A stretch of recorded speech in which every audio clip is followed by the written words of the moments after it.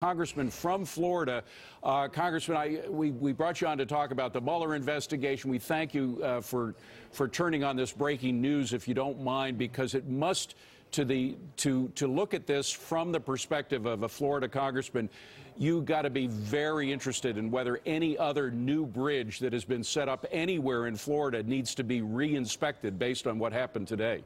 Well, absolutely, and it's been a tough month for South Florida with what we've had to endure, and obviously our prayers go out to the families affected and to those first responders who are engaged right now in the rescue and recovery effort. I would note that in the state of Florida, we do train for this. We train for it in the context of windstorms and hurricanes, but our first responders, our law enforcement officials, know how to get on scene quickly. They know how to deal with collapsing debris and how to give every person the opportunity to walk as unscathed as possible out of a situation like that. I would also note that the Florida Department of Transportation has a somewhat checkered history when it comes to transparency and the records that append to these types of infrastructure improvements. In the past, they've actually tried to keep from public view some of the maintenance records and some of the construction protocols that are used with guardrails and bridges. As a matter of fact, as a private attorney, I had to sue the Department of Transportation in my own state as a sitting state legislator. Yeah, we don't want to get ahead of ourselves on that issue, but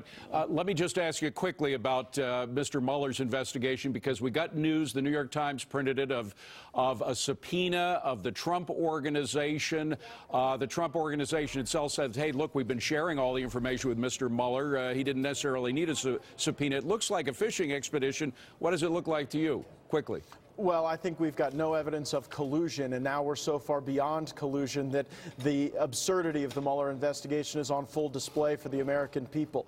He was not tasked with reviewing every element of Donald Trump's life or the life of his family members. I think we need to bring this to an end. I think the House making the decision and publishing it that to date there's been no evidence of collusion certainly helps us put a bow on this matter, and hopefully we'll be able to move on to more productive endeavors. All right. Congressman Matt Gaetz, thank you very much, and thank you very much for your analysis of what's happening with the bridge collapse. We appreciate it. Thank you.